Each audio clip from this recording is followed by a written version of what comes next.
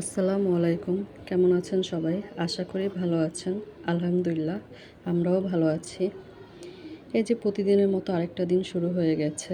বাচ্চাদের স্কুলে দিয়ে এসে ঘরদুয়ার একটু গুছিয়ে নিচ্ছি, নয়তো আর সময় পাবো না। ওদের স্কুল 7:30 থেকে 12টা। এই যে ঝটপট নাস্তা করে আমি রান্নার কাজে চলে যাব। কারণ 12টায় ছুটি হলে ওদেরকে নিয়ে আবার কোচিংয়ে যেতে হবে। কোচিং 3টা পর্যন্ত। তো আমি আর সময় পাবো না রান্না করার, তাই ঝটপট রান্না করে নিব। বর্ষাকাল চলছে, এই বৃষ্টি নেই, এভাবেই দিনকাল। আমি মাংসটা মাখায় বসায় দিব, তাই মশলা সব একসাথে দিয়ে হাতে মেখে এটাকে বসায় দিব। আজকে ভাবছি মাংসতে একটু আলু দিব। অবশ্য কোরবানির মাংস জানি না ভালো লাগবে কি না, বাট আমার বাচ্চারা আলু খেতে পছন্দ করে।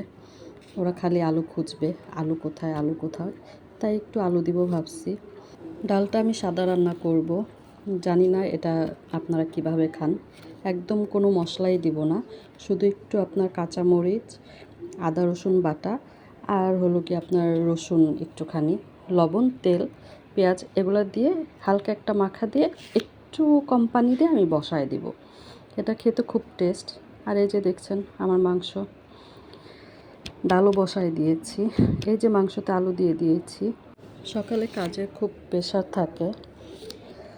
এই যে দেখতে পাচ্ছেন আমি খুব তাড়াহুড়া করছি, কারণ ওদেরকে আনতে যাব। অলরেডি 11:25 বেজে গেছে, আমার বের হয়ে যেতে হবে। তাই আমি রেডি হয়ে নিয়েছি, ওদেরকে নিয়ে কোচিংয়ে দিয়ে দিব। কোচিংয়ে চলে আসছি, এদিকে বৃষ্টি শুরু হয়ে গেছে। কোচিংয়ের পাশেই বসার জায়গা আছে। এই যে দেখছেন বসে আছি, এটা একটা রেস্টুরেন্ট। এখানে সবাই বসে থাকে, সব গার্জিয়ানরাই বসে থাকে। এখানে হালকা পাতলা নাস্তাও পাওয়া যায়, আপনার ড্রিঙ্কস, কফি, তারপরে সকালের নাস্তা যেমন পরোটা, বার্গার, তারপর নুডলস সবই পাওয়া যায়। যাই হোক, এই যে দেখছেন ওয়েদার, বৃষ্টি, তারপর আবার রোদ, এগুলোই চলছে। বসে বসে বৃষ্টি দেখছিলাম। আশেপাশে অনেকেই বসেছিল, সবাই গল্প করছে। ওয়েদারটা দেখতেই পাচ্ছেন খুব সুন্দর। বসে বসে অনেক কিছু ভাবছিলামও, সেই ছোটোবেলার কথা, যখন বৃষ্টিতে ভিজে ভিজে বাসায় আসতাম স্কুল থেকে।